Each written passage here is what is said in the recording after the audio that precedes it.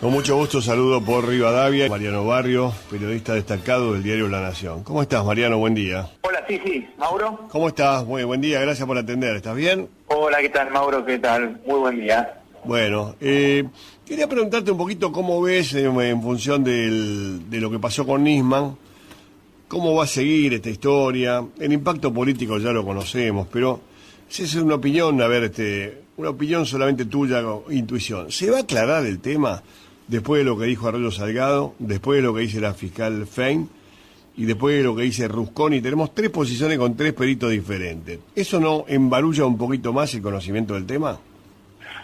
Sí, yo creo que está muy embarullado el caso Nisman, sobre todo el caso de la muerte del fiscal Alberto Nisman. Después de la pericia que presentó Arroyo Salgado, se abrieron una enorme cantidad de dudas. Por ejemplo, el jefe de gabinete, luego de haber dicho hasta hace pocos días nomás que para él era un caso de suicidio, jefe de gabinete, digo, Aníbal Fernández, ¿no? Sí. Hace apenas 48 horas dijo que, después de la pericia de Arroyo Salgado, presentada por Arroyo Salgado, Diego Lagomarsino debería estar detenido en cualquier país del mundo, ¿no? ¿Por qué lo decía? Porque la pericia indicaba que Nisman había muerto unas 36 horas antes de llevarse la autopsia, y esto podía estar indicando que murió en un tiempo más o menos coincidente con el que el propio Lagomarsino dijo que había ido a llevarle la pistola Alberto Nisman. Hay mucha confusión alrededor del tema. Salió después el abogado de Lagomarsino, Rusconi, para decir que efectivamente la pericia de Arroyo Salgado estaba mal porque él podía acreditar que la computadora se había prendido, se había encendido y había navegado por todos los diarios a las 8 de la mañana, con lo cual no coincidía con las pericias. Me parece que la propia fiscal Viviana Fein dijo luego en declaraciones durante una hora de programa al aire en el piso en una radio de Buenos Aires que todas las pericias estaban demasiado disímiles, demasiado enfrentadas, que tenían que hacer un trabajo para tratar de acercar posiciones y ponerlas en coincidencia. Todo esto realmente a mí me hace pensar que por lo menos la causa hoy está en un punto muerto, ¿no? Habrá que ver cómo se va desarrollando en el futuro, pero hoy la causa pareciera estar sin ningún tipo de rumbo, sin ningún hilo conductor, con muchos actores que han embarrado la causa, que han generado operaciones de prensa, que han querido interpretar o sobreinterpretar algunos indicios. Hay mucha confusión alrededor de esto y me parece que va a ser muy difícil reencauzarlo. Lo que sí creo es que es muy probable que,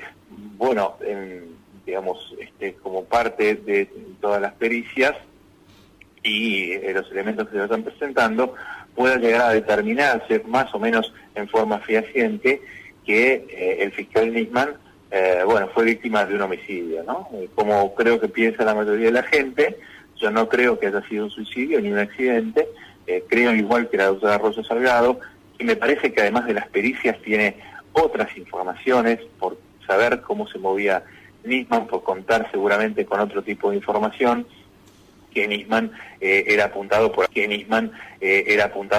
pudo haber sido víctima de un homicidio, ya sea por medio de algún sector iraní o por medio de algún sector de inteligencia local. Es decir, todavía no se puede establecer quién, pero me parece que el hecho de que fue un homicidio seguramente se va a ir confirmando con el correr de los meses. Y me parece que este caso, Mauro, como muchos otros casos en la Argentina, muchas veces se resuelven 15 o 20 años después, por lo menos en cuanto a la autoría del hecho. Yo recuerdo, por ejemplo, el caso de la muerte de Carlos Menem Jr., que Carlos Menem negó siempre que hubiera sido un homicidio. Sí, claro. Hace pocos meses Claro. confirmó que para él había sido un homicidio, luego de que durante años y años la madre de Carlos Menem, Zulema Yoma, dijo que había sido un atentado, y el presidente en ejercicio luego de la presidencia de Menem, el propio Carlos Menem lo negaba. Bueno, muertes así escandalosas como o como muy impactantes desde el punto de vista de lo político, como la de José Ignacio Rucci, remontándonos a los 70, que ahora se empiezan a conocer indicios de que fue asesinado por fuerzas revolucionarias peronistas.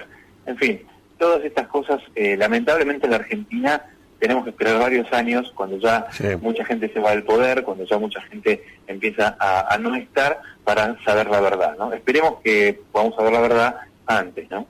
No, yo estoy casi en todo de acuerdo, menos lo de Carlitos Menem, porque ahí Carlos Villafuerte Russo nunca tuvo el tema de un atentado. Cuando vos le preguntás a él, te dice, mire, yo no tengo nada de eso, no tengo balas en el fuselaje, no tengo nada, yo tengo un accidente de un helicóptero que se enredó en los cables. Y yo creo que, como vos decís, Menem nunca dijo que fue un atentado. Después lo dijo, pero después cuando declaró por escrito, tampoco lo ratificó eso. Todavía está esperando Villafuerte Russo que ratifique lo del atentado. Yo creo que es difuso. Claro, yo me refería a unas declaraciones públicas que hizo. No, sí, es verdad eso. Algunos meses, ¿no? Es verdad, pero el tono general es verdad que en 10, 15, 20 años después sabemos, menos los de AMIA, que no tenemos la menor idea porque no se apresó a nadie, y lo de la embajada tampoco, que lo descuidamos, ¿no? Ahí tenemos solo versiones. Algunos dicen que está aprobado, pero la verdad es que no hay nada, nada. Pero bueno, yo estoy de acuerdo. Claro, lo que hubo tanto en AMIA como en la embajada fueron dos investigaciones que dieron, digamos, con sendas imputaciones. En el caso de embajada con 2 imputados, en el caso de AMIA con 8 imputados, luego se pidieron la indagatoria de 5. Sí. Y estas imputaciones nunca pudieron llevarse adelante, porque se trata de personas que ya no están en la Argentina, que hay que traerlas a la Argentina, y el Estado ha sido ineficaz. Pero acordate que en la embajada primero se pasó por una supuesta implosión que dio vergüenza ajena. ¿Te acordás de eso? Que decía, claro, sí. Eso, la Corte Visor dijo que era una implosión, un papelón, una cosa así. Pero básicamente estamos de acuerdo, esperar mucho tiempo. Vos estás convencido de que fue un homicidio, ¿no, Mariano? Y yo creo que, es decir, tengo la íntima convicción, uno por las características que tiene, por cómo se ha, digamos, adulterado el lugar muchas horas después de las horas, digamos, del momento del homicidio, por cómo impactó esto en términos políticos. Es decir, yo tiendo a pensar que fue un homicidio y no un suicidio, y además por muchos de los elementos que han ido saliendo a la luz, ¿no? El otro tema me parece que, yendo a la pregunta original que vos me hacías, Mauro, el impacto político, me parece que estamos viendo en el peronismo hoy por hoy una confrontación que está llevándose al extremo, y tiene que ver también con el caso Nisman, porque el peronismo tradicional, los gobernadores, y muchos hombres que respaldan a Vincioli han criticado internamente muy fuerte el desempeño del gobierno o el tratamiento del caso Nisman, y han acordado en reuniones privadas entre ellos que está dañando mucho a la posibilidad del peronismo en general de ganar las elecciones este año, ¿no? En octubre de este año.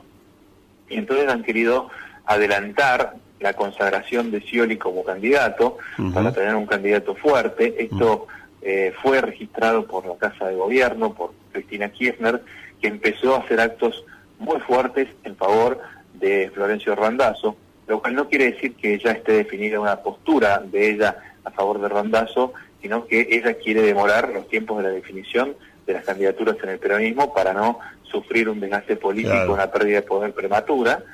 Y a raíz de esto, estos sectores que son el peronismo tradicional empezaron a armar las listas con presidencia de la Cámpora, con presidencia de las órdenes de la presidenta Cristina Kirchner, y eso determinó, por ejemplo, la expulsión de Juan Carlos Mazón, que es un hombre poco conocido públicamente, pero es un hombre clave dentro del peronismo y dentro del gobierno. Es considerado como un par de los gobernadores. Los gobernadores lo consideran casi como un igual a ellos, como el interlocutor que ellos tenían en muchos casos con la Casa de Gobierno, incluso a veces hasta para obtener recursos.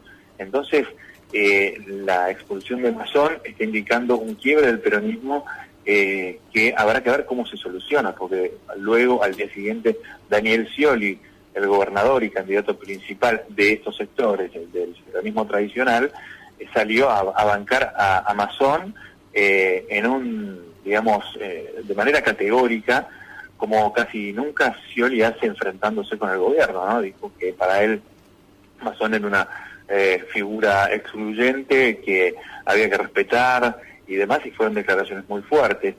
Con lo cual, creo que también estamos en las puertas de una división muy fuerte dentro del peronismo. Habrá que ver cómo los gobernadores conforman sus listas en estos meses, las listas de candidatos, porque Cristina Kirchner ahora quiere reemplazar a Mazón con Carlos Zanini, para que Zanini les digite las listas con hombres de la cámpora, hombres y mujeres de la cámpora, a todos los gobernadores, y por supuesto digitarle las listas a Daniel Scioli o Florencio Randazzo, quien sea el candidato a presidente, ¿no? El Chueco Mazón venía de la época de Manzano, era un segundo de Manzano, en la época del menemismo, si no me equivoco, ¿no? Exactamente. Vos te acordás que Mazón era uno de los secretarios de Estado de José Luis Manzano cuando Manzano era ministro del Interior. Sí. Y bueno, después Mazón con los años toma distancia a Manzano, tengo entendido que hubo una pelea, pero luego siempre hubo una reconciliación, es decir, siempre después se mantuvieron algunos canales, pero básicamente Mazón era un hombre del peronismo tradicional. Hacía con Manzano en esa función en el Ministerio del Interior lo mismo que hacía con Cristina Kirchner, que es ser la polea de transmisión de la Casa Rosada con los gobernadores, intendentes y concejales y todos los dirigentes del interior del país, porque es un hombre que conoce cada metro cuadrado del territorio nacional en cuanto al peronismo, ¿no? Conoce a todos los dirigentes de cada uno de los lugares. El gran operador, gran operador. Gran operador político, es el que hace los acuerdos, el que trata, digamos, de trazar las estrategias, como por ejemplo para que un gobernador pueda ganar las elecciones, tratar de dividir la oposición, generar, bueno, todas las cosas necesarias que hay que hacer para lograr el triunfo en los territorios, ¿no? En los distintos territorios del país para el PJ.